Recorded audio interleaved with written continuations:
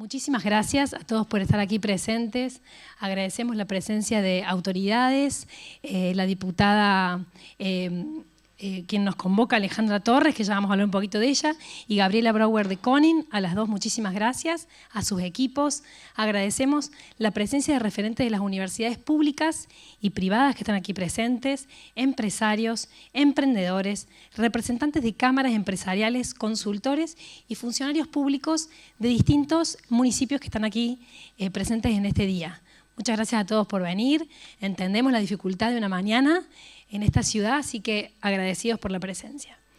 Nos convoca un tema muy desafiante como necesario, cómo las nuevas tecnologías como la robótica y la inteligencia artificial están transformando el mundo del trabajo y cómo podemos aprovechar estas herramientas para construir un futuro productivo más inclusivo, eficiente y humano. Tenemos hoy con nosotros a AIFA-G, Sergio Kuzmay y su equipo, un emprendimiento argentino que desarrolla soluciones robóticas aplicadas a tareas colaborativas e industriales, con foco en el desarrollo local. También conoceremos un caso de implementación concreta de una empresa. Luego tendremos la posibilidad de ver en acción a los robots por aquí en el escenario. Y al final un espacio de preguntas para que todos puedan sacarse dudas y también compartir estas consideraciones, estas opiniones que están con tanta controversia en este momento, ¿no? Los que están a favor y los que están en contra de la aplicación de este tipo de soluciones. Para dar comienzo, vamos a invitar a la diputada nacional Alejandra Torres, quien es abogada, referente argentina en transformación digital y GovTech, con una destacada trayectoria en el sector público, académico e internacional. Ella es impulsora de la modernización administrativa y tecnológica del Estado, ha liderado innovadoras políticas de gobierno digital, promoviendo el uso estratégico de la tecnología para mejorar la vida de las personas. Fue pionera en el concepto de ciudad inteligente en la ciudad de Córdoba. Ha trabajado junto con organismos como el BID, la CAF y la OCDE. Bajo su liderazgo, Córdoba recibió más de 30 premios nacionales e internacionales por políticas públicas innovadoras. Además, es docente y conferencista de temas de transformación digital, innovación pública y regulación tecnológica. Actualmente se desempeña como diputada y participa de más de 9 comisiones, entre ellas la de Ciencia y Tecnología. Bueno, desde ese lugar promueve marcos normativos para una administración pública más eficiente, transparente e inclusiva. Le vamos a dar la palabra a Alejandra. Bienvenida. Bueno, después de ese largo repertorio, solamente me queda decirles que soy mamá, que soy abuela.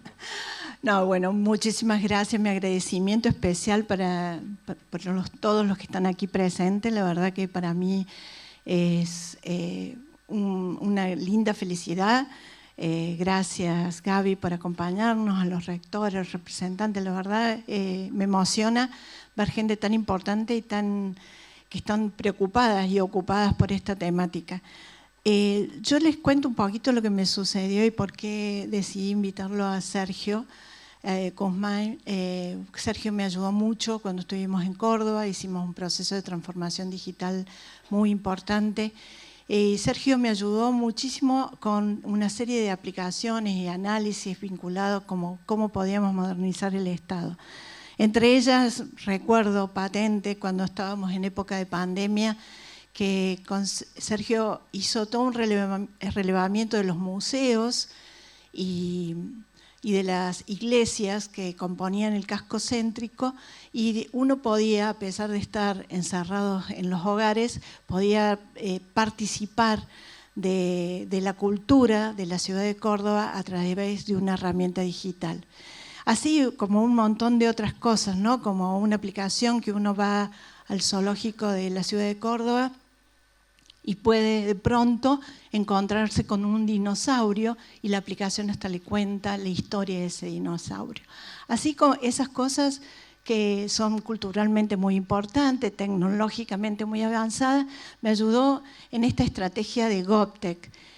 GovTech es la articulación público-privada en el tema de tecnología. Nosotros buscábamos de la administración pública que no nosotros construir las herramientas tecnológicas, sino aprovechar las herramientas tecnológicas que ya estaban en el mercado justamente para introducirlas en el funcionamiento de la administración, para haciéndola menos burocrática, mucho más eficiente y dándole un servicio a la gente de una manera mucho más sencilla. Siempre decíamos que esto era ganar, ganar. Ganaba la ciudad porque en definitiva tenía un servicio mucho más fácil, simple, más dinámico. Ganaba el emprendedor tecnológico que nos ayudaba porque de alguna manera su emprendimiento se visibilizaba cuando lo desarrollaba en la ciudad de Córdoba. Y ganaba fundamentalmente la administración pública, porque la administración pública era invadida por esa disrupción, innovación, que se compenetraba dentro de la esencia de su trabajo y eso lo hacía mucho más moderno, mucho más actual, mucho más disruptivo. ¿Por qué le pedí que me acompañara en esto? Porque, como bien dice Nati, yo formo parte de una comisión de ciencia, innovación y tecnología. Y cada vez que concurro a las sesiones de comisión, me pasa que llegan invitaciones de gente que habla justamente de este desafío que nos enfrentamos de la inteligencia artificial y de la robótica y cómo esto podría sustituir un montón de puestos de trabajo. Y cuando uno sale de esa comisión, sale con una situación con un sentimiento de amargura, porque parece que todo se derrumba, que ya no tenemos posibilidad de tener un puesto de trabajo que no sea tecnológico y no manual. Y en realidad yo estoy convencida, porque si uno mira la historia, ve que la historia sí muestra una serie de cambios, como fue el libro, la imprenta, que favoreció altamente a la transformación de las sociedades y para mucho mejor. Entonces dije, vamos a darle una mirada positiva a esto. Es un desafío, sin lugar a dudas. Hay que tener presente los riesgos que nos traen estos desafíos, pero sin lugar a dudas nos va a permitir hacer un país mucho más moderno, menos burocrático, más accesible y mucho más inclusivo. Así que ahora no hablo más y sí les dejo la palabra a Sergio y a todo su equipo, que en mí y en todos los que me acompañan está mi agradecimiento por estar acá. Gracias.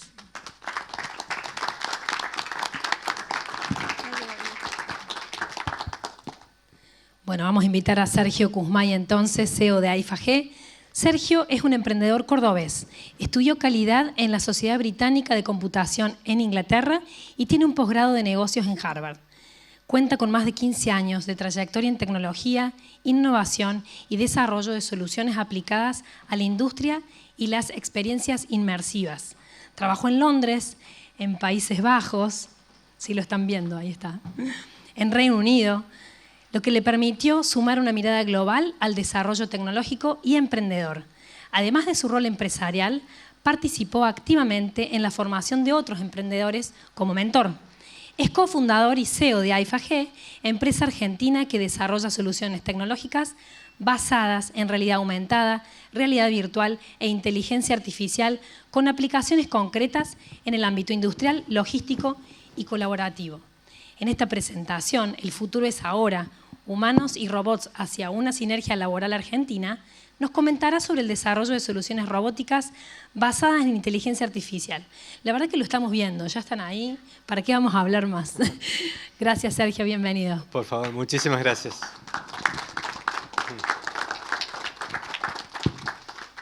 Bueno, gracias por la presentación. Sepan que es un honor para mí estar en un espacio institucional tan relevante como es el Congreso y agradecer a Alejandra por generar este espacio donde podamos compartir un poco la tecnología que nosotros creamos y lo que le queremos compartir hoy no solamente es la evolución, lo que viene o lo que se está utilizando en industria, sino que los valores que nosotros tenemos con esto es complementar las personas, que mejore la calidad de vida que tienen, por medio de la tecnología y les vamos a mostrar unos casos reales para que ustedes vean cómo se fue implementando. También me gustaría tomar un solo segundo para agradecer a todos los que me han acompañado, porque no estoy solo y yo estoy acá en representación de una empresa, de un equipo. Y bueno, por ejemplo, está Alejo, Luca, Fran, bueno, Laura de AIFA, Nahuel. Trajimos académicos para que puedan responder con más fundamento cualquier pregunta que ustedes puedan tener sobre, bueno, ¿y qué va a pasar en el plano educativo? Tenemos Siglo, tenemos UTN, tenemos Nacional. Entonces, bueno, está Fernando, que nos acompaña también desde Villa María, que va a ser parte del caso que les quiero mostrar.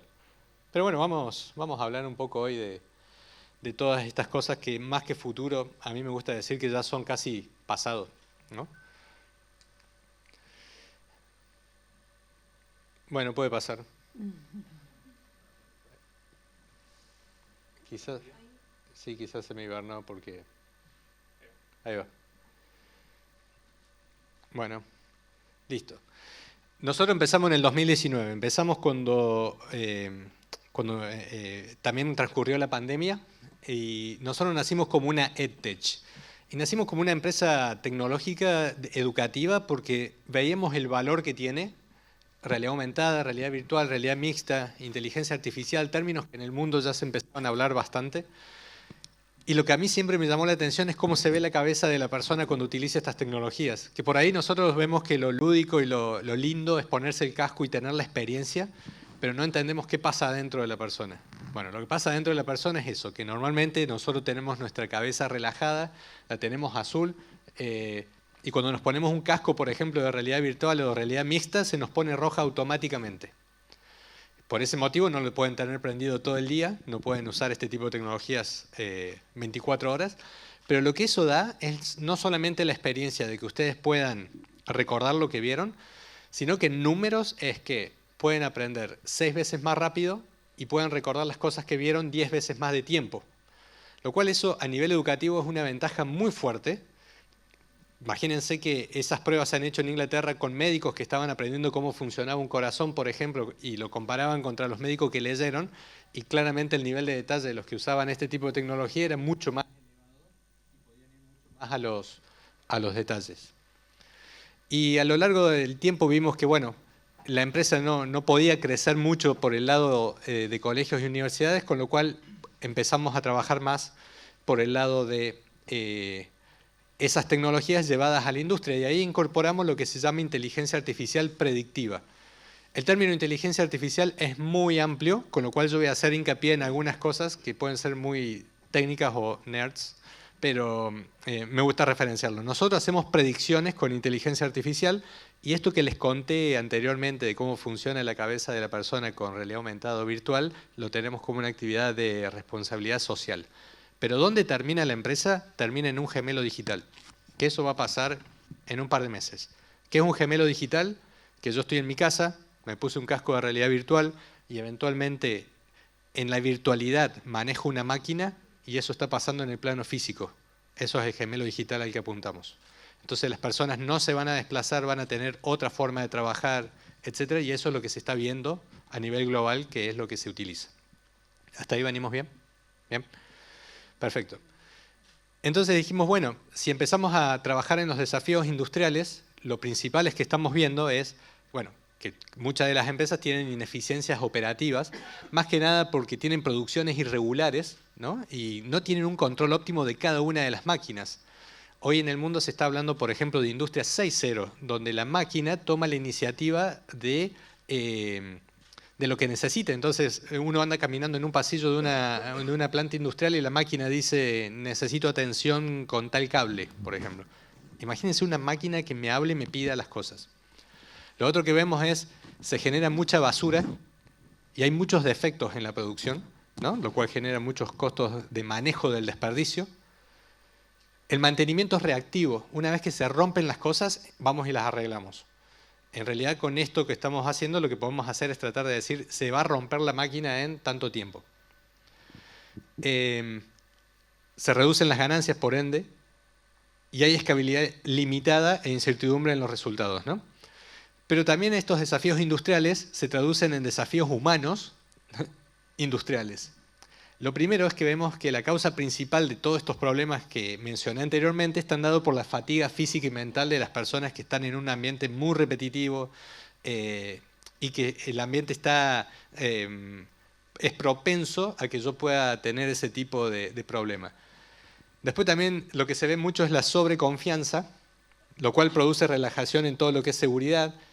Condiciones físicas de ambiente, por ejemplo, hay mucho ruido, mucho calor y bueno, eso produce un agotamiento de los que están trabajando hoy en las fábricas. Exposición a situaciones desafiantes como por ejemplo un delito. Imagínense un predio fabril donde un guardia en la noche anda caminando entre trenes o camiones y de repente aparece alguien que no debería estar en ese predio. Bueno, la persona está expuesta, la otra persona también puede generar una situación de estrés. Hay problemas personales, estrés, presiones que contribuyen a la distracción en general. Así que vemos que no solamente trabajamos por mejorar la industria, sino que queremos que, como les dije antes, se mejore la calidad de vida de la persona por el uso de la tecnología. ¿Okay? Entonces ahora empiezo a mostrarle algunas cosas. Les prometo que esto es lo más técnico que voy a mostrar, lo demás ya es más visual y nada más. Bueno, entonces, ¿qué hicimos? Desarrollamos una aplicación que se llama Portón, bien significativo del ámbito industrial, al cual se le pueden conectar distintas fuentes de información. Una fuente de información son los robots, otro es todo lo que sea XR, por ejemplo, o una línea de fabricación de una planta, o lo que se llaman los agentes de inteligencia artificial. Todo eso confluye en una inteligencia predictiva nuestra y en base a eso tenemos la capacidad de decir cuándo van a pasar situaciones que no son del todo óptimas. Entonces, ¿cuáles son los beneficios de esto? De hecho, ahí ya lo ven trabajando en una fábrica, a él. Ya les voy a explicar bien qué hace en esa fábrica. ¿Eh?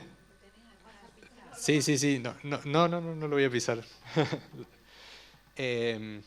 Lo primero que se demostró por el uso de esta tecnología particularmente es que se incrementa la eficiencia operativa en 30%, lo cual es bien alto, y se reduce la producción de basura y detección de defectos, o sea, aumenta la detección de defectos en un 60%. El mantenimiento predictivo hace que la producción mejore entre 10 y 40%, por ende mejoran los ingresos, y estas son implementaciones que ya están completamente validadas y que no son absolutamente ninguna novedad en el mundo. Esto pasa, esto lo usan muchas empresas. Ahora, los colaboradores que tenemos en la fábrica van a estar más seguros, están motivados porque son desafiados por las nuevas tecnologías y atentos a los detalles de cada tarea. Ese es un ejemplo de una fábrica de trenes de acá de Argentina, donde se pone en un casco de realidad virtual, como un ejemplo es el que está allá arriba, y esto es un taller de todas piezas ultra pesadas, lo cual es bastante peligroso. Este es el gemelo digital, el que está más claro, entonces yo me pongo el casco y en mi casa puedo ver los defectos que tiene la pieza real. Entonces, si esta pieza, por ejemplo, tiene una marca, esta se le dibuja la marca y yo lo puedo ver en mi casa, pero más importante que eso es que cuando se contrata una persona, a la persona se le da el casco de realidad virtual y la persona manipula esta pieza y no tiene el riesgo de que se le caiga esta otra encima y lo termine lastimando, la física. Entonces, de una manera muy estándar, uno ahora puede decir, evalúo los skills y las habilidades que tiene una persona mediante la realidad mixta. Y no es solamente la novedad de la realidad mixta, sino que ahora tengo el dato de cómo agarró la pieza, si detectó el defecto realmente, dónde tuvo duda. Tengo muchos más datos ahora que una opinión subjetiva sobre las habilidades que tiene alguien. Bueno, esto es realidad mixta. Pasemos a otro, les muestro la inteligencia predictiva. Esto es una fábrica que produce la piel de los autos. La piel se le dice a toda la carrocería. Particularmente ese es el lateral de un Cronos. ¿Qué pasa con esto? Está leyendo las variables de toda la línea de producción y en base a cómo viene la línea de producción tiene capacidad de decir la variable que te va a romper la puerta en 5 minutos es tal variable. Ahí se va a mostrar un resultado abajo donde marca la probabilidad y esas cosas de la pieza. Entonces, en base a esto ya se puede saber que en 1 hora vas a tener, por ejemplo, una puerta fisurada o que se estiró de más la chapa, por ejemplo.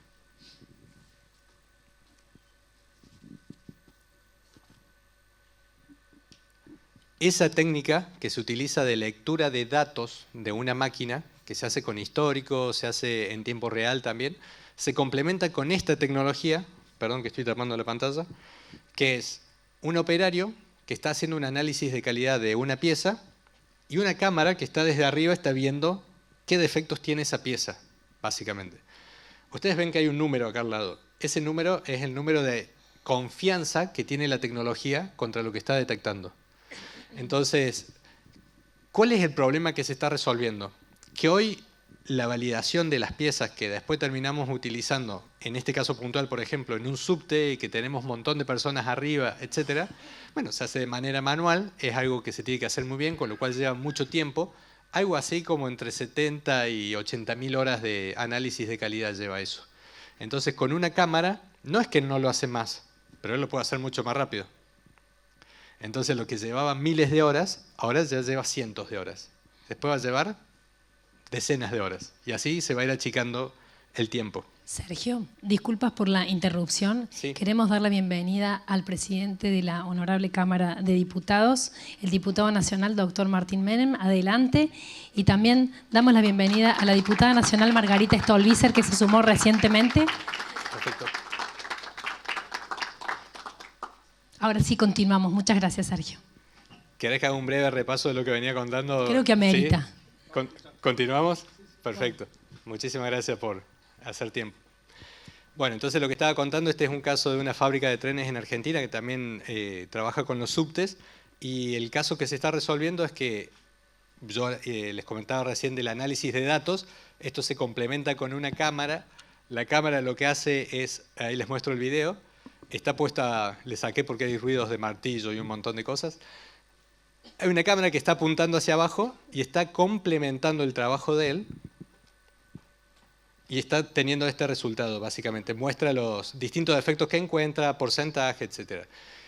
Pero de nuevo, lo que resuelve es la reducción de esas 80.000 horas de análisis de piezas para que después muchas personas se puedan subir al subte y funcionar bien, pero con el mismo nivel de calidad o incluso con un nivel de calidad mayor, porque es muy objetiva cómo trabaja la tecnología. Todo depende de cómo la hayamos entrenado, por supuesto, pero imaginen bajar esas 80.000 horas a que de repente sean 10 horas, 100 horas. Es casi una locura. Un caso que me gustaría contarle, y para eso tomé un par de notas de la información que me pasaron, es Tonadita. Porque con Tonadita lo que se está haciendo es la automatización de tareas que antes llevaba a una persona, pero esa tarea no es lo suficientemente desafiante. Era transcripción, por ejemplo, de un remito, ¿no? Bueno, el COR, la conocen, es de Villa María, produce 3 millones de toneladas mensuales, tiene sedes en Estados Unidos, en Chile, en Paraguay, en Argentina. Esas son las sedes oficiales, en realidad tiene más. Exporta a todo el mundo, por supuesto, y tiene unidades de negocio de manteca y crema por un lado, quesos procesados por otro, donde creo que cheddar es el producto estrella. Todos han comido hamburguesas y todos han probado indirectamente el producto de ellos. Entonces, bueno, actualmente tiene un convenio comercial con Sancor, es una empresa que produce un elemento que está en la mesa de todo el mundo. ¿Cuál es el desafío? Antes se generaban remitos a mano, esos remitos tenían todo un proceso que se va en el camión, se entrega mercadería, etc. Y después cuando vuelve a la fábrica, una persona o un grupo de personas transcribía. O sea, la tarea, la habilidad es transcribir, lo cual no tiene mucho extra, y todos en nuestras tareas, en nuestro día a día, tenemos un par de tareas que son de bajo valor o que son repetitivas. Bueno, lo que se busca con la inteligencia artificial y con la robótica es que esa tarea, que es repetitiva o de bajo valor, se la lleve la tecnología. No es que se lleve todo. Hay unos antropólogos que mencionan de que habilidad que se delega es habilidad que se termina perdiendo con el tiempo. Entonces, ¿por qué no delegamos una tarea que no nos suma valor a nosotros como humanos? Le puedo dar muchísimos casos más. Hoy tenemos entre la audiencia a Fernando, que es Project Manager y un referente tecnológico en Villa María. No sé si querés agregar algún dato más, algo que quieras contar de... Sí, está ahí el micrófono bien. Lo que nos pasó cuando conocimos a Sergio, y creo que fue el cambio, un poco haciendo hincapié en la parte humana, es integrar a la gente, digamos. O sea, entender primero qué se podía hacer con tecnología y sumar a todos los que estaban en el equipo para que también entiendan que no era un cambio, no era un reemplazo, sino que era decir, bueno, esto no agrega valor. Si nosotros estamos enfocados al cliente, no me está agregando valor, en el caso de lo que comenta Sergio, la logística inversa. Entonces, lograr ese cambio, que la gente lo entienda, la gente misma fue la que propuso las mejoras tecnológicas con las herramientas, obviamente, que Sergio propuso. Muchas gracias. Bueno, la idea de hoy era no solamente contarles la tecnología, contarles casos puntuales. Les voy a mostrar, y ahora lo vamos a ver funcionar. A ver si lo puedo apagar un rato. Volvemos ahí. El tema de los cuadrúpedos y el tema de la robótica no es algo nuevo. No sé si está Fran. ¿Hay algún punto que vos querés remarcar? Por favor, Fer, si... Sí, eso que comenta Sergio, venimos hablando que por ahí la robótica en sí no es algo nuevo, ¿no? Esto está de los 60, 70 implementado en industrias y las industrias buscan la automatización desde esos tiempos.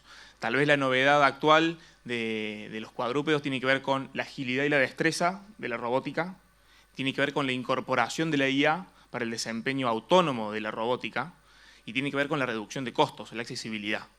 Entonces, la robótica en sí no es algo nuevo, algo que se busca, que se implementa y se implementa en industrias, pero con esos 3 puntos es la novedad que traemos también a presentar.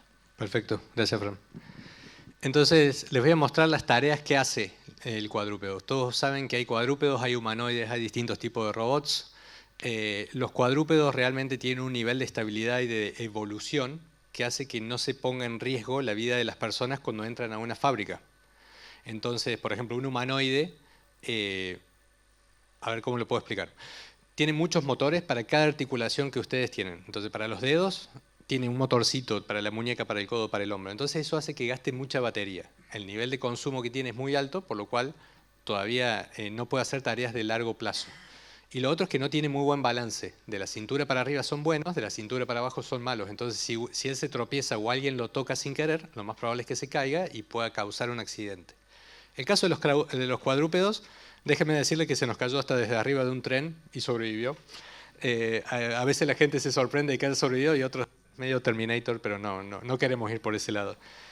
Él es aquel, es un Go 1. En ese caso estaba caminando en la fábrica de trenes y lo que hace es, bueno, se paraba, miraba cómo estaban trabajando, pero no porque le importe cómo están trabajando. Lo que hizo en ese movimiento es tratar de identificar los elementos de seguridad de la persona. Entonces dice, ok, tiene puesto el casco, el borcego, un chaleco o lo que tenga que tener, y lo notifica. Entonces notifica lo bueno, pero también notifica lo malo, porque lo que está haciendo es tratando de cuidar que a la persona no se le caiga un elemento pesado o lo vaya a lastimar. Entonces la primera tarea que pueden cumplir muy bien, y eso es lo que estamos implementando, es safety o prevención de accidentes. Y por otro lado es un guardia de seguridad, pero un guardia 7/24 que complementa el guardia humano. Entonces él puede estar caminando 7/24 los 365 días del año y a la noche cuando ve un alambrado roto, manda la foto, el video, la notificación al guardia humano para que sea él el que llame a la policía. O casos de transporte, que los tenemos, andan, por ejemplo, pueden caminar abajo de un camión y cuando detectan la presencia de una persona que no tiene que estar en el lugar, también notifican y hacen eso. Bueno, tienen conexiones 5G, pero ya vamos a hablar de ellos más tarde. ¿Hasta ahí me vienen siguiendo? ¿Sí? ¿Se entiende? Bueno, perfecto. Sí que es un desafío donde los ven, hay distintos tipos de reacciones. La reacción primaria es muy buena innovación, buena tecnología. De hecho, nosotros nos especializamos en la inteligencia. Nosotros somos como los adiestradores de perros. Nosotros le enseñamos a ellos lo que tienen que hacer para resolver una tarea. Y la siguiente es el cambio cultural que tiene que haber, porque desde la educación, si nos ponemos a hablar, no está muy fomentado esto. Entonces, por ejemplo, en el secundario, los chicos no tienen contacto con estas cosas que son lo que van a terminar viendo cuando entren a trabajar en alguna fábrica. Entonces, la primera es reacción y la segunda es que creo que hay demasiadas películas que hablen mal de los robots, entonces no le hacen mucho honor a todo lo que pueden hacer bueno. Entonces dijimos, bueno, ¿cómo podemos hacer para que las empresas adopten mucho mejor estas tecnologías? Inteligencia artificial, robótica, realidad virtual. Vieron que ya se empiezan a mezclar todas. 2 semanas les hacemos donde cuando una empresa, por ejemplo, pregunta, quiero implementar un robot o quiero inteligencia artificial, nosotros le decimos, bueno, ok, ¿para qué? ¿Cuál es tu dolor? ¿Cuál es tu problema? ¿Cómo vas a medir la mejora de ese dolor? Una vez que identificamos bien el dolor, le decimos, bueno, el mejor robot que te lo resuelve es tal, no nos importa cuál. De hecho, la carrera de robótica está en el hemisferio norte, no está en el hemisferio sur. Estados Unidos, China, algún país europeo, pero Argentina no está en esa carrera, está en la carrera de la inteligencia artificial puesta en la robótica. ¿Cómo te puede ayudar? Entonces hacemos eso y le decimos, mira, la mejor forma de resolverlo es, este es tu problema, este es tu métrica, este sería tu mejor robot o tecnología, no importa cuál, y se implementa así. Entonces eso es una hoja que nos marca el norte sobre cómo lo podemos implementar exitosamente y ahí la adopción empieza a funcionar mucho mejor. Tener inteligencia artificial o robótica por el solo hecho de tenerlo porque es moda no prospera mucho. Hoy el equipo de la empresa está formado por gente que tiene experiencia en esto. Bueno, estoy yo que como fundador ya pasé por varios países haciendo esto una y otra vez. Ya lo tengo que dejar de hacer. Joaquín, que hoy está en Valencia. España nos invitó a radicarnos allá.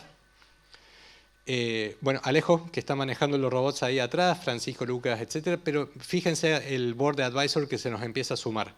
Se nos empieza a sumar gente de otros países. Y no importa si somos, a nosotros sí, a ellos no, que somos argentinos. Lo que les importa es cómo se puede dar un giro en la sociedad donde se pueda mostrar que las tecnologías le mejoran la calidad de vida a la persona. Antón es holandés, es un inversor nuestro.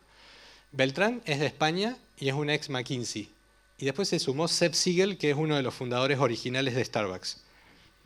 Y ellos nos permiten discutir y analizar cómo implementar cada vez mejor estas cosas en la industria argentina.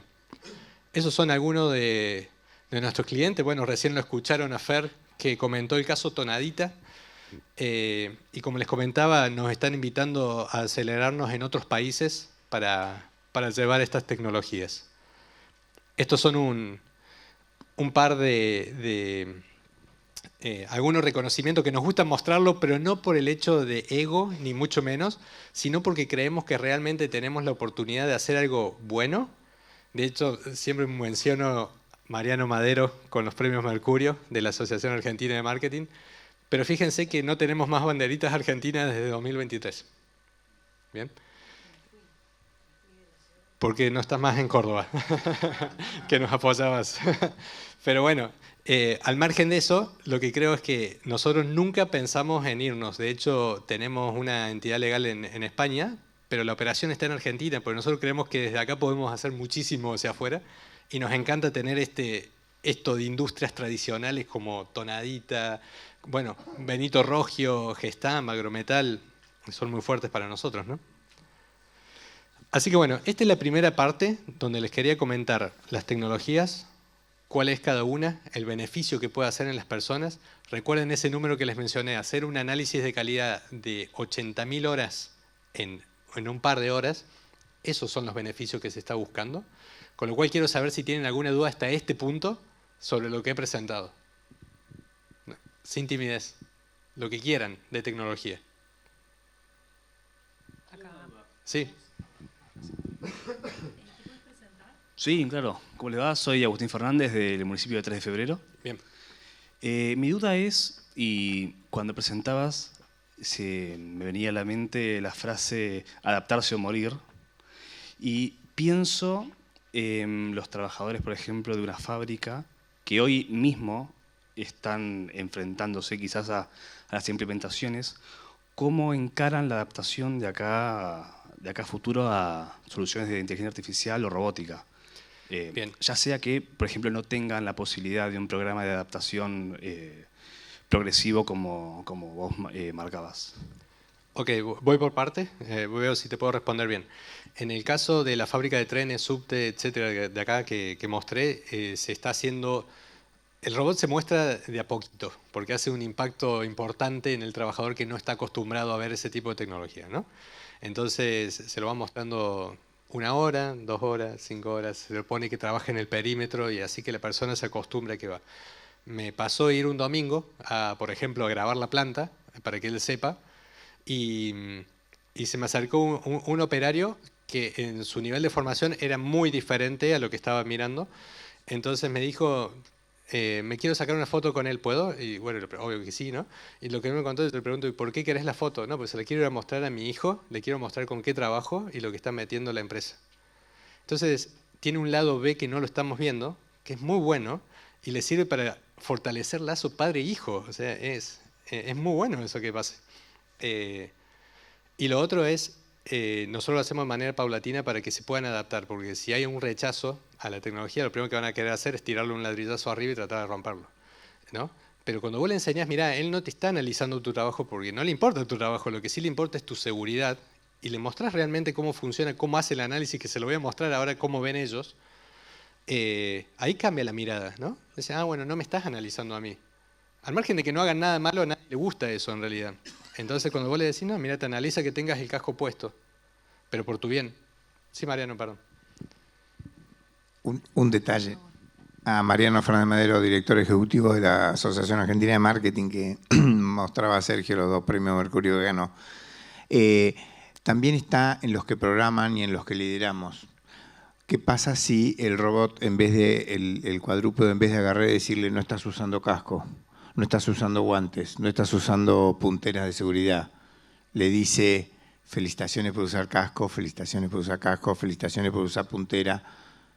Es el programador. Si premiamos a los que hacen las cosas bien, los que están haciendo las cosas mal van a decir, en cualquier momento me dice, vos no estás usando casco. Empecemos a implementar, a felicitar a los que hacen bien, y así vamos a lograr que la gente realmente esté más segura, se cuide y logremos una adaptación más querible. Tal cual. De hecho, fue una sorpresa para la empresa cuando le dijimos, mira, el robot puede registrarte lo bueno y lo malo. Me dijeron, nunca registramos lo bueno, me dijeron. Porque las auditorías siempre están mirando el otro lado, ¿no? Bueno, hay muchas cosas más que les quiero contar. Por ejemplo, los robots no tienen capacidad de decidir ellos mismos. Si voy un poquito más atrás y saco mi lado de profesor de inteligencia artificial, no hay inteligencia artificial que tenga capacidad de decidir algo por sí misma hoy en el mercado. ¿Lo va a haber? Sí lo va a haber. La de hoy es una inteligencia estadística. Entonces vos le enseñaste que podías hablar de tal forma, entonces cuando leo una noticia diciendo decidió cambiar el idioma, no decidió cambiar el idioma, en su programación estaba la posibilidad, por eso lo hizo. Entonces los robots no tienen capacidad de morderte, de decidir un camino que no se les enseñó, nada. ¿Bien? Lo que sí tienen capacidad de decir es que yo le digo, mira, monitorea el lugar. Y yo se lo enseño. ¿Bien? Él camina y lo aprende. Ahora, después puse una silla ahí. La inteligencia artificial lo que hace es decir, esa silla no estaba ahí, la tengo que esquivar por tal lado para llegar a aquel punto. Eso hace. ¿Bien? Pero no es que decidió salir del escenario y se va. Bueno, perfecto. Esa es la primera parte. Bien. Vamos a pedir a la técnica que subamos la pantalla y apagamos el proyector. Así vemos la demostración. Cualquier duda que tengan, por favor, me la hacen. Perfecto. Mientras se van prendiendo, ellos ahora lo que están haciendo es calibrándose. Ellos tienen que arrancar en esa posición porque desde ahí tienen todos los sensores. Vamos a arrancar por aquel y después vamos a ir a este. Aquel es el modelo Go 1. Lo que sí les pido por favor es que no saquemos las pantallas, que sí voy a mostrar algunas cosas ahí. Es un Go 1 que se usa más que nada para demostrar otro tipo de habilidades. ¿Está aprendiendo? Para mostrar articulaciones y la forma en la que él camina y se mueve es completamente diferente a lo que van a ver allá. Sergio, disculpas. A las personas que están más atrás, si quieren acercarse, así están más cerquita y no les tapan los otros. Les pueden ver mejor. Gracias. Bien, ese se va a quedar ahí. Ahí está. Perfecto. Aquel lo que hace es, tiene infrarrojos, con lo cual él hace que un haz de luz rebote y se da cuenta que hay un obstáculo. Aquel entiende cuál es el obstáculo. Aquel entiende que hay una silla, entiende que hay una mesa, él no. A él le rebotó un rayo y dice, ahí por ahí no puedo pasar.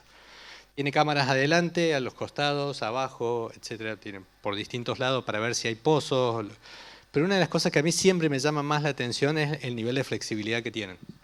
Entonces, él puede arquearse bastante bien, puede mirar abajo de un automóvil, puede mirar hacia arriba, puede girar su torso.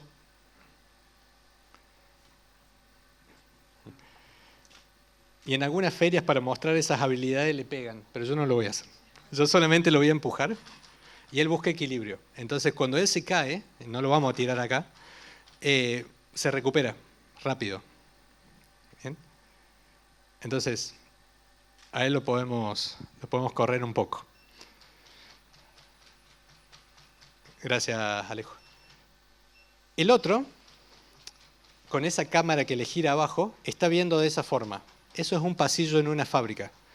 Lo que marca verde son puntos de referencia en lo que él cree que puede caminar.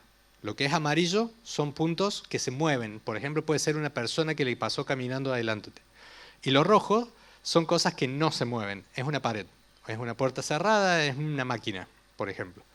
Entonces, él camina media hora en una fábrica y la puede reconstruir a toda. Te queda un mapa de calor de cómo es el lugar.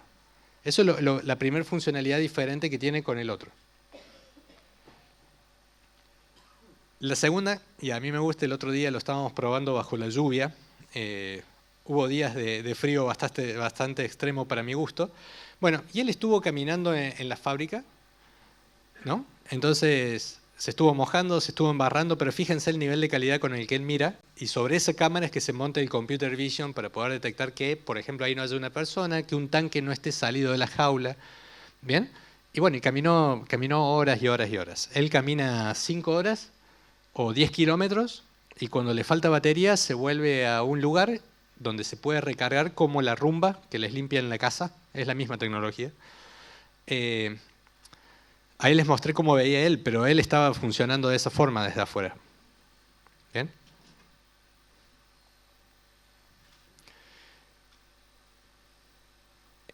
Entonces, él es un Go 1, él es un Go 2, y lo que él ve es esto.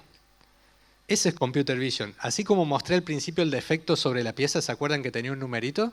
Bueno, él igual anda haciendo cuadraditos en la imagen que les mostré recién y muestra, detecté un casco, detecté un lente, detecté lo que sea de protección para emitir la alerta positiva o negativa, como dijo Mariano. ¿Se entiende? Bueno, entonces lo que buscamos es eso, casualmente que mejore, que se prevengan accidentes, que las personas trabajen más tranquilas. Por ejemplo, si una persona tiene que llevar una pieza de un lugar a otro, se la puede poner en el lomo y él la puede llevar. Si se fijan, acá arriba tiene 2 rieles, ahí se le pone un bracito para que ande limpiando, entonces él anda caminando haciendo todo lo que yo ya conté, pero si detectó una botellita de coca que se cayó y no tenía que estar ahí, lo levanta y lo tira en el tacho de basura. Así de fácil. Bien, ahí les voy a mostrar alguna otra habilidad que tiene él. Lo voy a conectar a mi celular un segundo. Atento ahí, Fran. ¿Alguna duda de aquel, de cómo ven? ¿Alguna vez habían visto cómo ven ellos? ¿No? Bueno. Si querés podés mostrarles cómo corren. Mientras tanto. Agarran hasta 17 kilómetros por hora. No vamos a tratar de que corra, pero...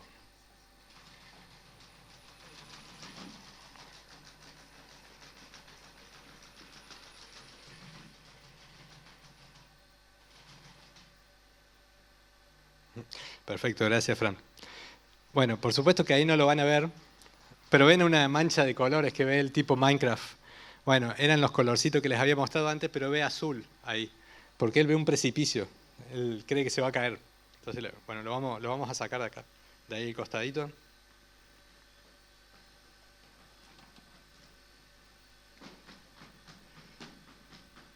Bueno, entonces esa cámara que tiene abajo es la que hace el mapeo de puntos, es una cámara LIDAR.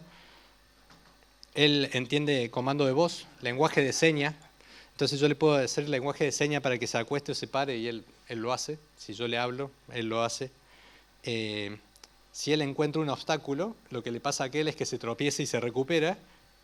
Lo que va a intentar hacer es saltar o alguna forma de esquivar las cosas sin llegarse a romper. Bueno, aquel otro cuando lo empujé buscaba recuperarse. Este hace fuerza y se recupera, no se cae directamente. ¿Bien? Y al margen de las habilidades que mostró aquel para ver y moverse y articularse, este tiene balance y equilibrio mucho más mejorado. Si le pueden ver acá abajo, esos son los sensores con los que él, cuando considera que lo tiene que hacer, se puede cargar de batería. Él va y se echa en su cucha. Trato de relacionarlo perro, pero me es difícil porque todo el mundo lo hace. Si bien eso es lúdico, lo que demuestra es el nivel de balance que tiene. Entonces imagínense esto caminando en una plaza y haciendo alertas de seguridad y limpiándola 7/24 todo el año, abajo de la lluvia, abajo del barro, en cualquier lugar. A ver, les pido un segundo.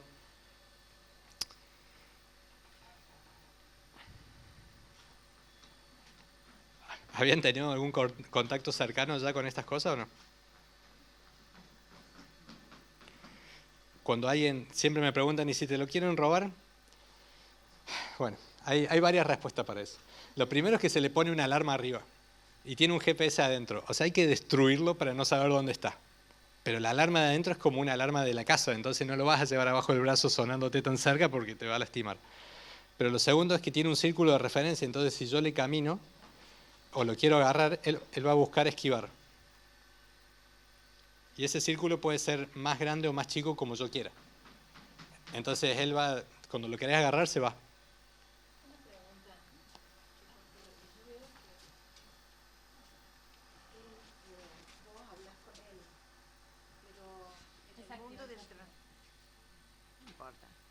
No importa.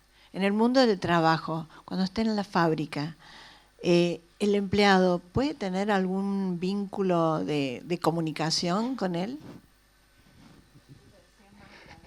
Él cuando está en la fábrica tiene una vida autónoma, tiene marcado un recorrido y un patrón de comportamiento para que no se salga de ese comportamiento. No hemos implementado casos en los cuales el operario puede interactuar hablándole. Se puede, no se han implementado esos casos, pero vos le hablas. De hecho tiene un modo que lo pones en tu casa y vos le das indicaciones por comando de voz y él lo hace. Hay un emprendedor argentino viviendo en España que él está haciendo lo que nosotros hacemos para industria, él lo está haciendo para lazarillos, digamos, para las personas que necesitan algún tipo de asistencia. De hecho, en Asia hay mucho de esto que apoyan los abuelos en casa. Una persona mayor tuvo un inconveniente o algo, notifica. Y la persona le habla, le hace gestos y él reacciona. Entonces esa interacción sí se da. Bien. A ver. Necesito que pregunten ustedes porque yo ya no sé qué contarles. Quedaron así como mudos. Sí, sí.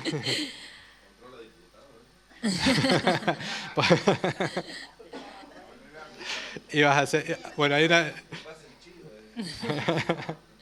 Bueno, de hecho en los hospitales hay algunas implementaciones también donde, bueno, cumplen funciones de seguridad, pero hay una clínica en Córdoba que empezó a comprar de estos, pero ya son más para uso doméstico, donde lo compraron para que los nenes que van a ser intervenidos quirúrgicamente vayan con la cadenita llevándolo y vayan pensando en eso y no en la cirugía que van a recibir.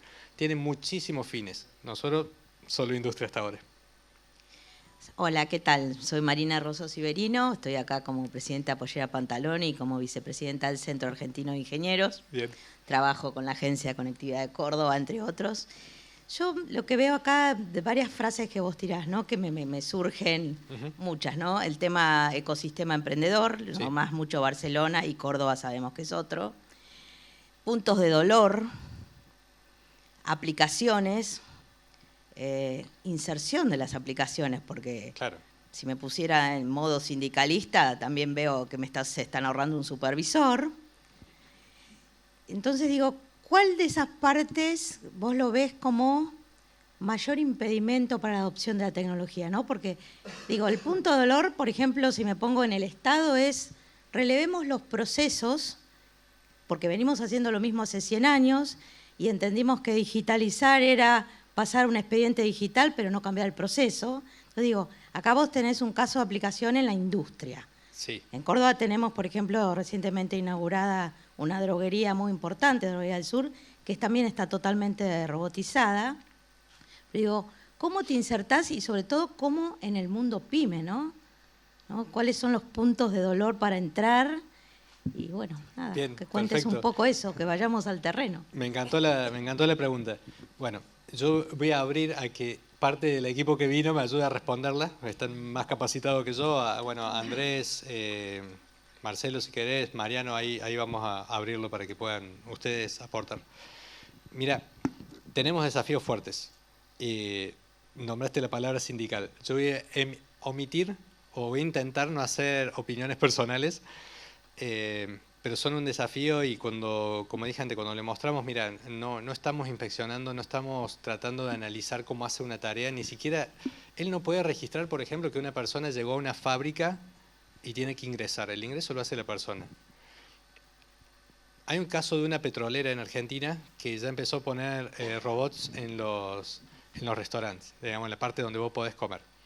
¿Por qué? Porque analizó que en las tareas de todo el día, una tarea rutinaria era, o que perdía valor, era cuando la persona te cobraba y llevaba la comida a la mesa y después tenía que buscar la comida para llevarla a la cocina. Esa parte la hace el robot y ahora te atienden mucho mejor las personas, digamos, porque están más dedicadas a que tengas una mejor experiencia.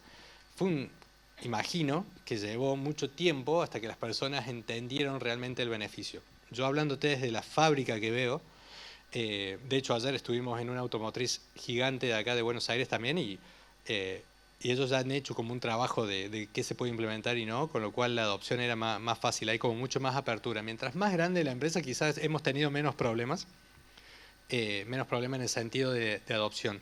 Te dejo Mariano y Andrés que si quieren sumar. Dale. Bueno, yo soy Andrés Palaro, director del Observatorio del Futuro de la Universidad Siglo XXI. Bueno, contento de que Alejandra haya invitado a esta conversación. El desafío de la hora es que esto tenga buenos implementadores, como Sergio, que pueden llevar estos modelos a un lugar que a las mayorías los beneficie, porque todos sabemos que la transformación que está viviendo el trabajo es multifacética, tiene muchas aristas, que una parte de la sociedad pequeña se está conectando autónomamente a eso, que agrega valor, que encuentra oportunidades, pero las mayorías lo ven a esto con miedo. El miedo existe. El miedo existe, hay que hacerse cargo del miedo y que hay que fomentar liderazgos buenos que lleven esto a buen puerto y asumir que los mejores trabajos de la gente común van a ser con tecnologías. O sea, no podemos evitar construir modelos con esto que ya está entre nosotros. Un guardia de seguridad, un enfermero, un trabajador de servicios va a elevar su valor agregado y su productividad y por ende su salario, sus ingresos, si aprovecha estas cosas. Sin desconocer que fabricar cosas y administrar cosas va a ser con menos gente. Esto es una evidencia en el mundo, viene siendo así históricamente, con lo cual va a crecer el trabajo independiente, van a crecer los emprendimientos pequeños, las pymes, pero la posibilidad de que las mayorías peguen un salto de calidad, trabajen mejor, trabajen de manera menos rutinaria, con más valor, van a ser usando estos modelos que líderes públicos y privados van a poder implementar. Esa es nuestra mirada, ¿no? Gracias, Andrés. Mariano, ¿querías agregar algo? Sí, cuando se inventó Excel, todos los contadores que estaban con las columnas, con las hojas de 14 columnas, lápiz, goma de borrar, si soy sindicato, digo, y sin embargo el Excel no hizo que hubiera menos contadores porque hubo muchísima más cantidad de empresas. Nosotros lo que creo que tenemos que preguntarnos es, si el mundo va hacia esto y nosotros no vamos, nos vamos a quedar en la edad de piedra. No es esa la decisión es cómo pasamos hoy, con políticas públicas, con educación pública, con líderes, como decía Andrés, que sean realmente gente moral, gente solidaria, a implementar todas estas cosas y sobre todo a la gente menos capacitada, porque imagínense una persona que de pronto tiene segundo grado nada más, que le ponemos toda esta tecnología a disposición para que lo haga ser un mejor trabajador. A mí me parece que ese es el desafío. Perfecto, gracias. Sí, por favor. Hola, mi nombre es Ricardo Albarracín, secretario del diputado Brugge. Estamos trabajando sobre el tema. Un poco para para abonar esto que se venía hablando de los miedos a la tecnología. Estaba viendo PLC que tenías ahí, Programmable Logic Controller, que tiene 30 años. El CNC, que tiene 20 años, que son los procesos computarizados de producción, masivamente. Ahora apareció la impresión 3D, tanto de plástico como de metal, etcétera. Digo, no hay que tener tanto miedo a la tecnología, sino que más bien hay que hacer un poco de educación digital y mucha conciencia en materia de inteligencias artificiales y robótica.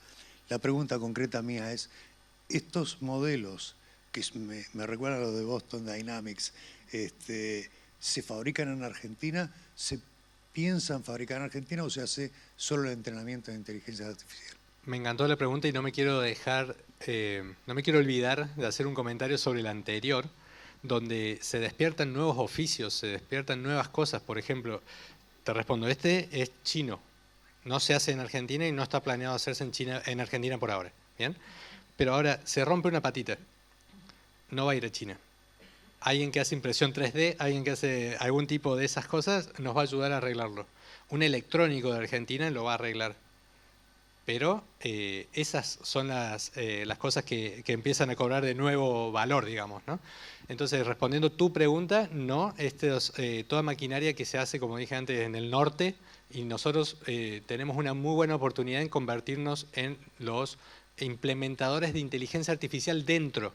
No digo solamente ser usuario, digo que seamos los capacitadores. No sé, me imagino un Brasil que tiene una presencia industrial igual mucho más fuerte que nosotros por volumen, pero que nosotros seamos los que enviamos el software que se le pone a la robótica que creó otro, y no tratemos de competir en robótica. Si esa carrera ya está mucho más avanzada, digamos, compitamos en lo que somos intelectualmente buenos y que agregamos valor. Yo estoy muy alineado con lo que dijiste recién. No, solamente ante la pregunta esta de que todos tenemos miedo, obviamente, al cambio, pero es una realidad. Vamos hacia ese lado, ¿no? Vamos a esta velocidad de transformación digital. Y yo me acuerdo que en una época estábamos en México y resulta que es un ejemplo muy viejo, pero bueno, delata mis años. Pero estaban implementando todo lo que era pavimentación en las rutas, y uno de los cuestionamientos era que le decía a la gente, pero vamos a tener menos trabajadores en la construcción, en la reparación de las rutas. Y bueno, pero a eso íbamos, no podíamos seguir como en la época de la caverna, no implementando esos desafíos. Y en la Municipalidad de Córdoba nos pasó que obviamente teníamos era muy duro el cambio, pero hicimos esto de demostrarles que ellos eran parte de la transformación de la municipalidad. Y esas tareas, como bien lo dice Sergio, repetitivas, aburridas, que no le agregaban valor ni a la persona misma, como era colocar el sello en la hoja cuando te traían el expediente, buscar el expediente en un cúmulo de papeles. Eso podía ser totalmente sustituido y su función iba a ser otra. Y la verdad no tuvimos, en los 4 años, que fue un proceso de transformación muy fuerte, no tuvimos ni un paro por este motivo de parte del gremio y de los empleados.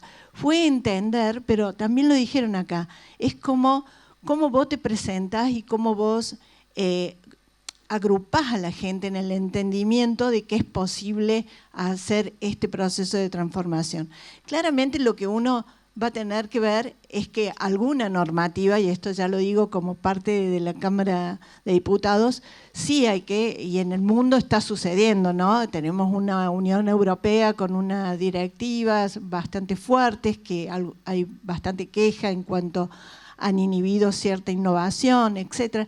Bueno, Estados Unidos, etcétera. Bueno, quizás lo que nosotros tenemos que estudiar y proponer es una norma que trate de mitigar los riesgos que puede traer este tipo de avances tecnológicos. Margarita. Bueno, muchísimas gracias, pero muy interesante. Gracias, Alejandra, también por la invitación. A mí hace tiempo que la cuestión de la inteligencia artificial me ha dado vuelta a la cabeza, sinceramente. Saber que un médico en Corea opera a un enfermo en los Estados Unidos manejando a través de un robot como si fuera un joystick, realmente me da vuelta a la cabeza. Pero en el área industrial he visto, no conocía estos, los cuadrúpedos, ¿no? Y me cuesta, la verdad, entender el funcionamiento en la fábrica. Yo he visitado algunas industrias que tienen incorporada la inteligencia artificial y que la mejora en la calidad del trabajo humano es extraordinaria, es extraordinaria. La disminución del esfuerzo de las personas, la capacidad de detección de un faltante, la reposición de la mercadería, las cargas de la mercadería. Bueno, he visto funcionar realmente la inteligencia artificial con las máquinas preparadas para eso, que es extraordinario. Y no tengo duda en esos casos que hay una mejora en la calidad del empleo siempre. Ahora, yendo al punto que plantea Alejandra, y que sin duda esto es lo que venimos viendo desde hace mucho tiempo, esto se lleva puesto mucho del trabajo humano, no todo, mucho del trabajo humano. Lo importante es no paralizarnos, sino asumir el desafío de qué cosas debemos cambiar previamente, ¿no? Ahí va a ir un poco mi primera pregunta sobre, yo creo que nosotros tenemos un problema estructural y crítico en la Argentina, que es nuestro sistema educativo. Nuestro sistema educativo atrasa 50 o 100 años. Los chicos estudian hoy lo mismo que yo estudiaba hace 50 años en la escuela, y esta es una demostración de que no estamos a la altura de esos desafíos, porque lo que debemos es preparar a los más jóvenes realmente para introducirlos en esto, y que al contrario de perder un empleo, todos tengan la posibilidad de un empleo de más calidad. Ahora, eso se empieza desde la escuela, y eso es, tal cual lo decía Alejandra, educación, ciencia, muchas de estas cosas que lamentablemente no tenemos y no están. ¿Qué posibilidades ven ustedes si están trabajando con escuelas, con universidades? ¿Cómo se incorpora este aprendizaje digital ahí?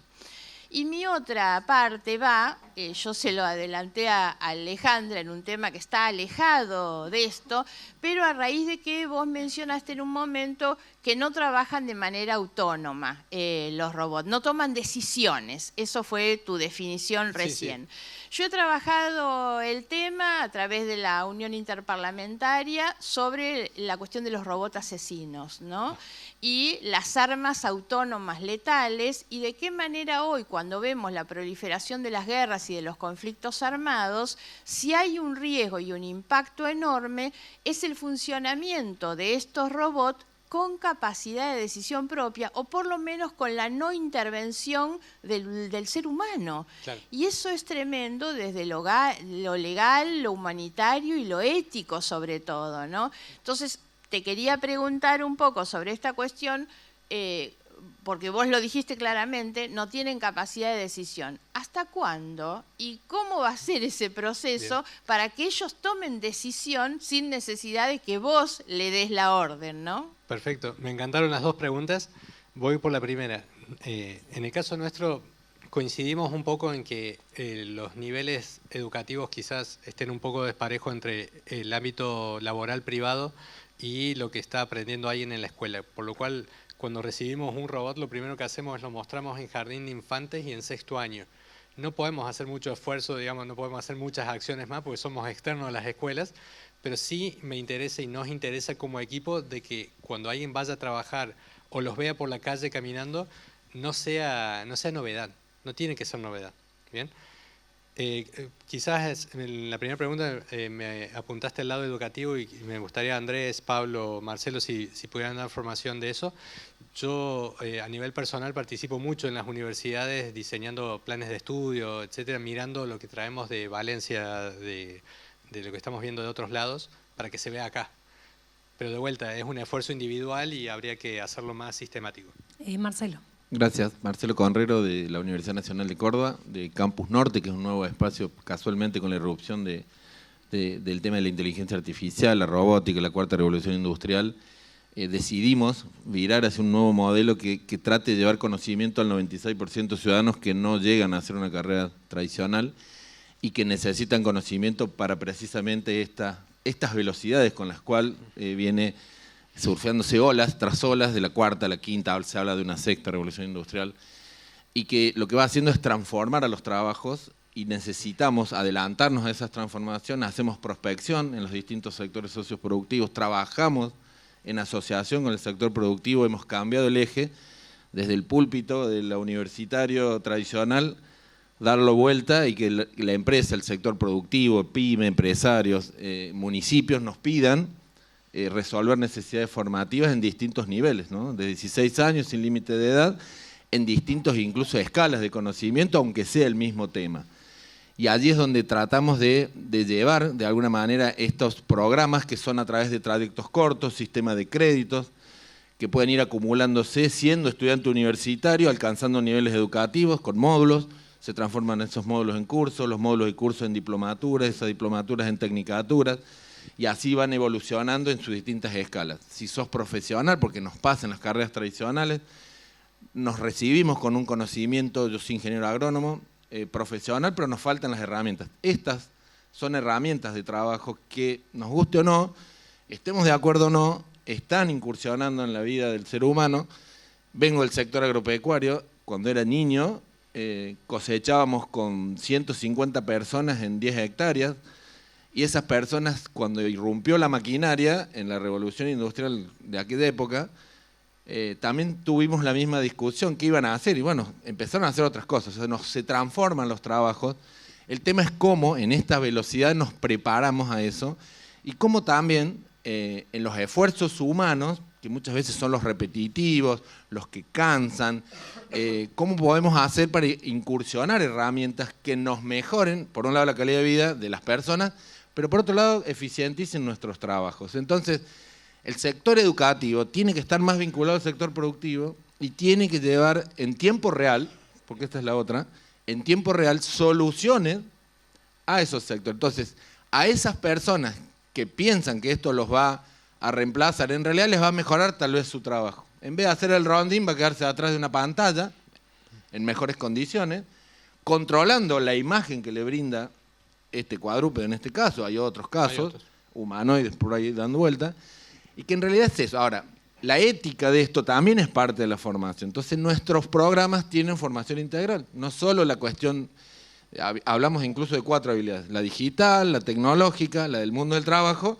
pero también la socioemocional y la ética. Entonces, hay que proporcionarle a las personas, no importa de dónde vengan, sino dándole oportunidades al crecimiento, a que puedan evolucionar bajo este uso de herramientas que nos guste o no nos guste, estemos de acuerdo o no estemos de acuerdo, están aquí, nos van a cada vez más acompañar, y tenemos que aprovechar esa oportunidad y darle a las personas oportunidades para que los sectores productivos sean más eficientes, que podamos ser más competitivos como país. Entonces digo, ahí es donde nos asociamos, ¿no? En Córdoba lo hacemos mucho, el sector gubernamental, sector universitario, sector socioproductivo, trabajamos en ese triángulo que le llaman de sábado, pero digo, es una hélice que va funcionando, sector productivo. Entonces, Sergio, ¿por qué no me traes vos este programa educativo? Porque tal vez hay un docente universitario que se quedó, tal vez en el tiempo, y tiene el conocimiento teórico, pero lo que está faltando es esta práctica real, en el mundo real, en una empresa real. Entonces tenemos que asociarnos y hacer más potente ese rol que creo que tenemos las universidades, que es de mucha más vinculación con el sector socioproductivo. Que realmente generemos un impacto en el corto, mediano y largo plazo a través de planes que pueden estar integrando estas herramientas que, como digo, están ya disponibles aquí con nosotros. Gracias, Marcelo.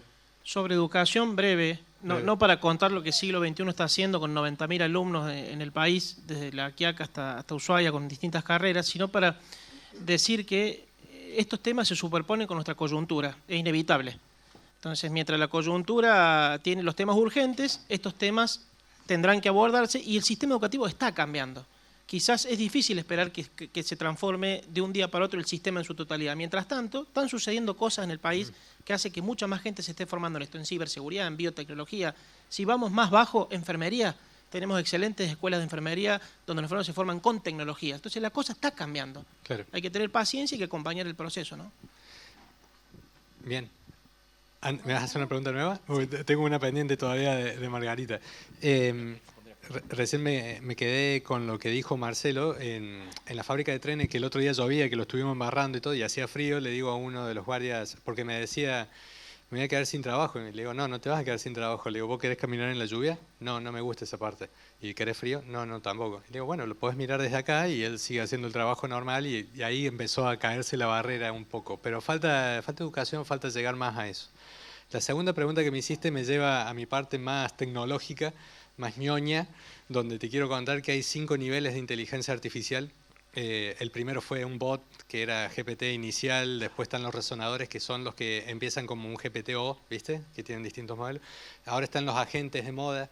A fin de año se libera la inteligencia artificial física, donde estos robots entienden, por ejemplo, que la mesa que está viendo es de madera o de vidrio y que si la choca la va a romper. Ese nivel de inteligencia se libera en un par de meses. Después vienen 2 niveles más que todavía no estamos viendo, ya van a salir al mercado, que son los innovadores y las organizaciones. Y para esos se estimaba que iba a pasar entre 3 años cada uno y van a pasar entre 6 meses cada uno. Los resonadores son inteligencias artificiales que cuando se crean no les enseñas vos, creador, qué tienen que hacer, ellas deciden qué tienen que hacer. Ahí es donde llegan al mercado. Hoy lo que yo digo es, no están en el mercado disponibles, en 6 meses sí lo van a estar.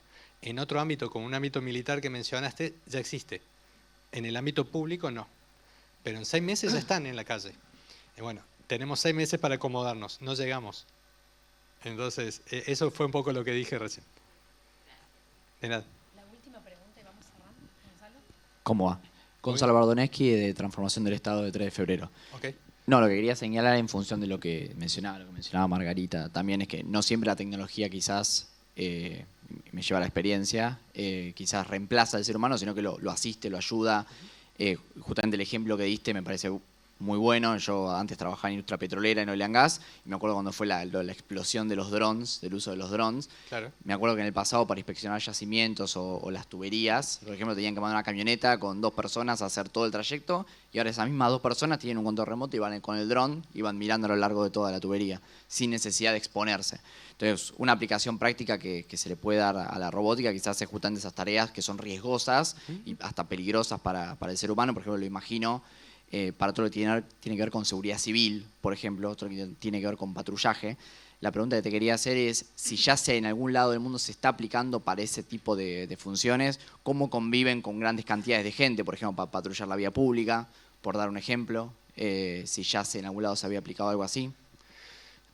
Experiencia personal no tengo en lugares públicos, sí tengo en ámbitos cerrados, digamos, en privados, digamos, donde se les enseña un plano y ellos se mantienen en ese plano y con ese círculo de confianza que te mostré recién cuando lo quise agarrar y se fue, en base a la cantidad de gente que hay, la haces más grande o más chico para que él se pueda desplazar, porque si no tiene cómo desplazarse se va a quedar quieto esperando que se mueva algo. Eso se hace y en el ámbito público le podés hacer lo mismo, pero habría que tener otros cuidados.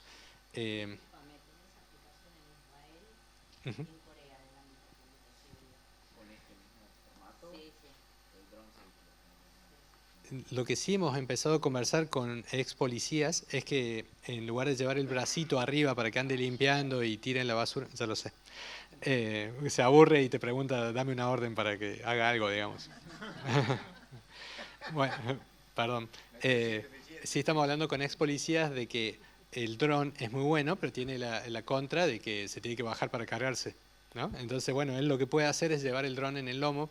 Entonces, cuando detecta una situación anómala, recién ahí dispara el dron, graba desde otro ángulo, etcétera, y se baja. Y eso sí lo estamos pensando para un ámbito más público, como fueron casos en Israel y el otro y en Corea. Sí, Corea metió humanoides también que anden caminando. Entonces, en ese ámbito sí. ¿Pablo? Sí, era un poco para... Bueno, mi nombre es Pablo Lasabe, yo soy director de Cultura de la Secretaría de Extensión Universitaria de la Universidad Tecnológica Nacional. Un poco también para hacer lo que comentó Margarita en el ámbito educativo, la implementación o lo que nosotros vemos desde la universidad. Está claro que tanto la robótica como la automatización, como distintos avances tecnológicos en la industria, lo venimos abordando hace años. En los últimos años con la inteligencia artificial, a través de las redes sociales, es como que llegó el auge al común de la gente que va por fuera de la industria, y estos robots llaman la atención. Y estos robots, al entrar dentro de una fábrica, la gente quizás lo vea con otro tipo de visión, pero ya en la industria, generalmente en la automotriz, ya hubo una implementación de robots. Volkswagen hace unos cuantos años implementó, ya te vamos a dar una orden, tranquila, implementó todo un área de procesos de una camioneta nueva que había sacado, totalmente automatizada. ¿Sí? O sea, los robots directamente se contemplaban en las articulaciones del proceso, de llevar de un lado al otro, de la distribución del manejo del material, hasta de la asistencia de los tornillos que tenían que poner cada robot para enlazar el automóvil. Y ahí se veía que había una reducción de personal de generación de actividades reiterativas, pero había una formación específica para asistir a esos robots. Como bien dijiste, al avance de la tecnología puede ser que se pierdan trabajos reiterativos de baja calidad, pero se aumenta los trabajos de alto valor agregado en la formación del ser humano, y eso genera también inquietudes en el ser humano que llevan a poder plantear y replantear procesos que se venían haciendo, que él quizás lo hacía de una forma, que ahora con esta nueva implementación de la tecnología y su formación generan otros procesos. Entonces se le da otro lugar al ser humano. ¿A qué lugar se le da? A tomar decisiones, a implementar nuevas tecnologías, a que aparezcan nuevos accesos a este proceso. Entonces, desde la universidad vemos que para generar una carrera de grado como es la ingeniería, la universidad tiene que ser vanguardista y tiene que apuntar a lo que va a venir dentro de 5 años. Pero a su vez, a través de la Secretaría de Extensión, ¿qué es lo que se hace? Se empieza a formar el hoy, el operario, el desarrollador, el programador. Entonces, de esos dos puntos es donde se va asistiendo a la industria, y no solamente a la industria, sino a la sociedad. Porque la universidad no solamente crea personas que calculan, sino también seres vivientes, emocionales, que interpretan lo que la sociedad misma nos está trayendo. Porque la sociedad es la que te lleva a un avance tecnológico. No la industria, no los robots, y menos la tecnología, sino es la sociedad que avanza. Entonces, la universidad siempre va a estar en un rol con una visión hacia el futuro para poder satisfacer lo que nosotros decimos soluciones técnicas a problemas sociales. ¿Qué es lo que traemos acá? Así que quería hacer ese Perfecto. resumen. Muchas gracias. No, por favor. Sí, una pregunta más de índole técnica, ¿no? Digamos, vos al principio de tu presentación mencionabas que la empresa... presentarte, Juan? Perdón, Juan News, consultor en nuevas tecnologías, trabajo con Titicon, con Marina. Bien. Al principio de tu presentación decías que tu empresa se dedica más al software, al código, Claro. y no tanto a esto que impacta visualmente, ¿no? Estos cuadrúpedos Claro. o dispositivos, digo. Ujú. Entonces, tanto código, digamos, yo quería saber que para el funcionamiento correcto de este ecosistema de código, de dispositivo y demás, ¿qué papel juega la conectividad? ¿Cuál es el manejo de los datos, ¿no? Que generan estos cuadrúpedos, digamos, generando imágenes y demás? ¿Y qué niveles de seguridad y dónde se procesa esa información? Porque básicamente lo que hacen estos dispositivos es recolectar información, alguien debe procesar, algo debe procesar esa información, devolverla para que sea útil y ahí generar los cambios necesarios, ¿no? Estaba esperando que esa pregunta no aparezca, pero me gusta. Perdón. No, mira, ahora, ¿me permitís el control, por favor? Ahí te lo respondo bien, te voy mostrando. Muchas gracias. Mira. A ver. Bueno, eso no. ¿Ahí lo ves bien de lateral? Bien. Esto que tiene acá arriba, fíjate que el lomo de este es bien recto, el de este no. Esto es una máquina Jetson de NVIDIA, esto que está acá, que es lo que lo hace inteligente. Bien, todo lo demás es un proceso robótico normal, motores, etcétera, etcétera. Pero lo que lo hace realmente inteligente es esta capa que está acá arriba. Bien, entonces los modelos de inteligencia artificial de Computer Vision se procesan con un Python o con un C++, y por medio de la suite de NVIDIA o directamente conectándote acá atrás, se los conectas. ¿Bien? Entonces eso es bastante lineal, pero es programación que se aprende en la universidad, con lo cual ahí depende de la imaginación tuya de lo que le querés enseñar, que detecte como los cuadraditos que mostré en el video anterior. Hasta ahí vamos, ¿no? Perfecto. ¿Dónde se procesa? Bueno, él procesa localmente. El computer vision tiene que ser muy liviano. Y lo otro es que sus capacidades de storage no son altas.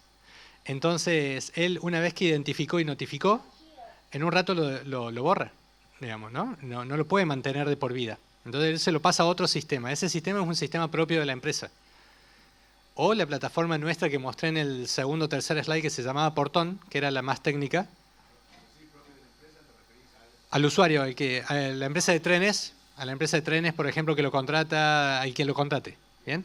Entonces, por un API le pasás el dato al otro y se lo dejás en el otro. No es responsabilidad tuya, no se lleva a ningún lado, no va a una nube externa a tu empresa. Él se puede conectar por Wi-Fi, por 5G, por lo que vos quieras. Tiene posibilidad de que hasta le pongas una SIM. Entonces, si el terreno es grande, no te llega a la red de internet, lo tenés con la red de teléfono si querés. ¿Te respondí? ¿Eso era? Bien.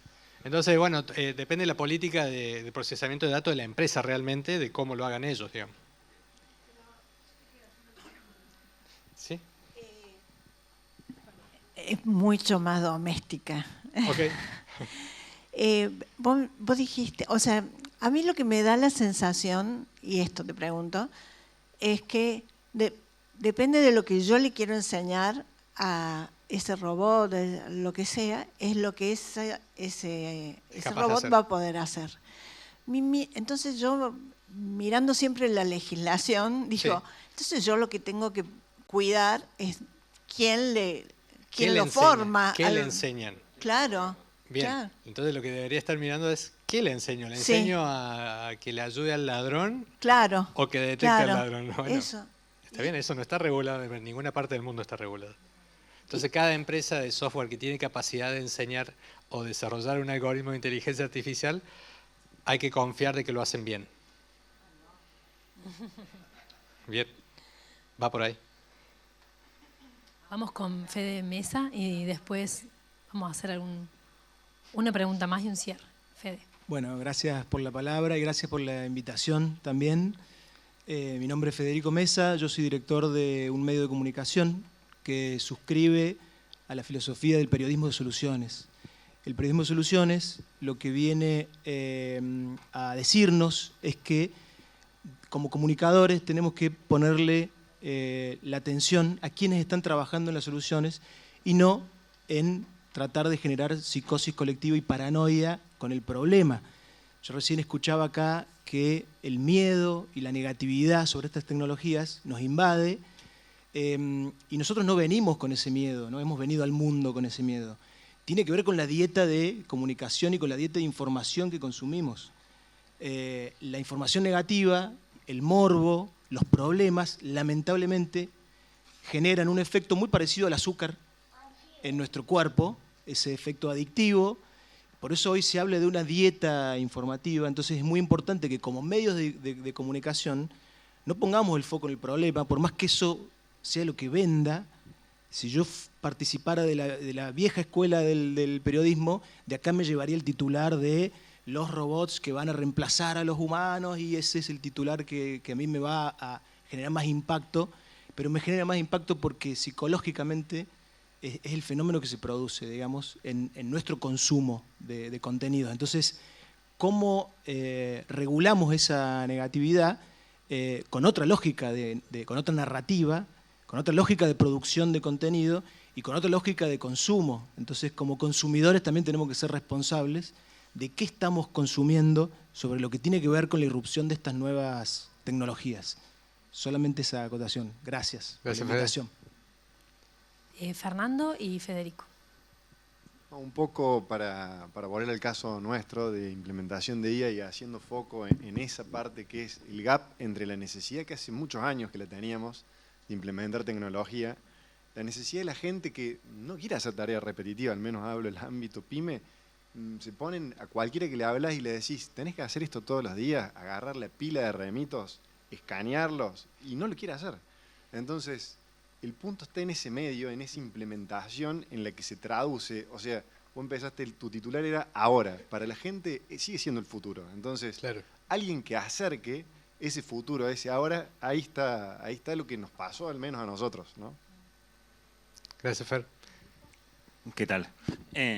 También de 3 de febrero, de la parte técnica, de la Municipalidad de 3 de febrero, líder técnico de un poco también relacionado, iba un poco también relacionado a la pregunta que también se hizo antes, pero me gustaría saber cómo, por ejemplo, nosotros dentro del municipio podríamos trabajar con algo así para aplicar en diferentes herramientas, ¿no? Se me vienen muchísimos casos de uso para poder aplicar. Entonces, si nosotros ese software, por ejemplo, que nosotros se implementaría acá, vos antes comentabas que se podría implementar por diferentes APIs o servicios, pero se me venían a la cabeza muchísimos casos de uso, tanto en seguridad, tanto en industria, en educación. Entonces, esos desarrollos pueden llegar a ser propios o siempre uno depende de alguien externo, ¿no? Mira, en el caso nuestro nosotros somos proveedores de la inteligencia. Nosotros estamos trabajando con Mariano, ahí te voy a dar la palabra a Mariano, que él nos resuelve la logística de traer los robots a Argentina, que es todo un proceso en sí. Como nosotros no tenemos ni tiempo ni expertise para dedicarnos a eso, nosotros esperamos que el robot llegue y se arregle los dolores de cabeza a él. Cuando llegó, nosotros le empezamos a enseñar al robot lo que vos quieras, ¿no? Y ahí nosotros lo que hacemos es, lo ponemos en nuestra plataforma disponible, en el caso que vos no la tengas. Si ya la tenés, te lo paso por API a la información y la información es tuya. ¿Bien? Entonces eso no es mío. Y los casos de uso que a mí se me ocurren en un lugar como, no sé, 3 de febrero, me imagino que hacen obras públicas, un montón de cosas, vos los podés tener cerca y que ellos estén validando que esté siguiendo las normas de seguridad, que estén... Claro. Entonces... Exacto. De hecho, él después que se terminó la obra puede caminar y darte el mapa de cómo quedó hecha y ya te quedó como auditoría de que quedó terminada bien. Te puede hacer un montón de casos, ¿no? Por eso después habría que planearlo bien. Lo mío iba un poco a una acotación tuya. Sí. Que es donde hablabas de que los robots se producen en el norte y acá en el sur software. Y hay una carrera que tenemos perdida en Argentina, que es la producción del robot, porque se hace muy bien y muy barato en otras partes del mundo. Entonces, me parece que ahí hay un debate rico para generar, es desde la educación, desde la política, cómo generamos. Y cuando hablo de los robots particulares, y hemos estado en un millón de industrias en el último mes, es todo lo que eso genera, y me trae un paralelismo para que pongamos a debate acá en Argentina, que es cuando se generó Ford, que no fue lo poderoso lo que generó Ford, fue todo lo que se generó alrededor, que fueron 16-1 los empleos que se generaron alrededor de lo que generó Ford, llamando Ford el caso del robot. Claro. Tranquilamente en un futuro muy cercano vamos a empezar a tener fábricas de robots, tal vez Unitree se instale en Sudamérica, elija Brasil, elija Chile o elija Argentina, dependiendo de las políticas. Pero lo que va a generar eso iba a ser la industria de impresión 3D, la industria del software, la industria del mantenimiento, la industria técnica, la industria de formación. Me parece que ahí tenemos que generar debate como argentinos hoy, desde el lugar donde estamos hoy en día, acá en Diputados, y que se pongan en la mesa, más que generar el miedo, generar qué voy a hacer cuando esto me llegue a mi planta. Sí, es ir por ese lado, que me parece que tenemos un lugar para ganar, porque estamos en un lugar para ganar, porque tenemos el talento para ganar. Era esa la acotación que quería hacer. Genial. Gracias, Mariano. Gabriela. Bueno, muy buenas tardes. Ya pasaron las 12, así que cambiamos el saludo. La verdad que te agradezco, Alejandra, por hacer esta actividad muy interesante. Agradecidos que hayan venido mucha gente de nuestra provincia, que hayan hecho el esfuerzo, el Congreso, y que se pueda mostrar todo esto nuevo.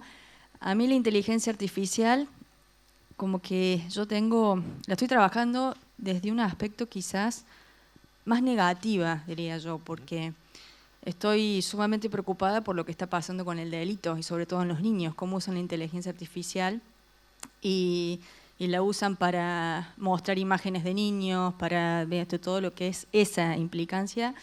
Y la verdad que ver esto, obviamente que te da una luz, una esperanza en el sentido del uso positivo que puede tener, más allá que todo te genera miedo, ¿no? Lo que esto va avanzando tan rápido y lo que uno va notando que nosotros ni siquiera vamos en carreta, creo que estamos un poquito más atrás en la época ni del descubrimiento de la rueda. ¿Y por qué lo digo esto? Porque veo grandes falencias en el sistema educativo. Creo que tenemos un gran desafío como Argentina en esto que yo coincido que tenemos que potenciar en la distribución de los trabajos. Nosotros tenemos que potenciar en qué somos buenos. Somos buenos en la alimentación, somos buenos en esto en general tecnología, somos buenos en la minería. Creo que tenemos que empezar a tener esto como desafío, estos desafíos para trabajar a nivel nacional, provincial y local, de cómo motivamos a los estudiantes, cómo los acercamos con esto, para que ellos mismos empiecen a verlo distinto y lo empiecen a ver como formas de trabajo. Yo quiero contarles experiencias personales, bueno, mucha diferencia, ¿no?, en el sistema educativo, y eso es lo que más me preocupa y es a la vez el hecho que creo que nos debemos ocupar, ¿no? Y además también quiero comentarte en esto, yo soy autora de la creación de una universidad, la Universidad Nacional de Río Tercero, que la idea de esa universidad también es ponerle foco a todo lo que es la inteligencia artificial. Por eso me interesa muchísimo este vínculo que también pueda ser usada como una herramienta para otro sector, para otro interior. Y desde ya el pensar y cranear, porque obviamente que todo esto es como que te da vuelta mucho la cabeza, en cómo legislamos para motivar, para potenciar todo esto, pero al mismo tiempo para disminuir los riesgos y que esto no se transforme en algo perjudicial. Así que yo en esto los comprometo a todos para que nos ayuden en ese desafío, porque me parece interesante que lo empecemos a trabajar todos juntos para que podamos tener la mejor ley que nos pueda sacar para adelante como país y no siempre pensando en lo negativo que nos pueda atrasar. Así que felicitaciones por todo lo que están haciendo y muchísimas gracias por mostrarlo y de esta forma motivar. Gracias por el comentario y bueno, nosotros estamos a disposición de facilitar toda la información buena o mala que haga falta para que se genere una legislación acorde. Bueno, desde ya. Muchas gracias, Sergio. Vamos a hacer un cierre con Ale. No, solamente nada. Vamos a hacer el cierre porque no hemos pasado. Mil gracias a todos y a cada uno por acompañarnos. La verdad que era un desafío para mí. Sergio, ¿qué más decirte? Que mil gracias a vos, a tu equipo, a tus cuadrúpedos, que me resulta muy difícil mencionarlos. Tengo que mirar la palabra para... Pero sí, yo creo que es un desafío para todos en el sentido, estoy de acuerdo con lo que él menciona, tenemos una oportunidad. Yo siempre lo veo así en mi vida, me ha pasado miles de cosas y siempre veo todo, Sergio sabe, como oportunidades. Creo que nosotros tenemos oportunidad para generar nuevos trabajos y por lo tanto tenemos oportunidades de las universidades. Mil gracias por estar acá y acompañarnos, la verdad que ha sido un verdadero placer. Ustedes tienen que estar a la vanguardia, el sistema educativo tiene que estar a la vanguardia y tiene que receptar estos reclamos. Y yo venía de Madrid los otros días en un seminario también de inteligencia artificial y ellos mismos me decían, nosotros tenemos que ser los pioneros en esto, en usarla para transformar la administración propia de la universidad, transformar nuestros contenidos curriculares para estar más ajustados a los reclamos de la productividad de las empresas y del mercado laboral, y también usarlos para la formación de nuestros docentes. Una de las cosas que vos has dicho, ¿no? Hay que actualizarlos porque obviamente uno queda en el tiempo.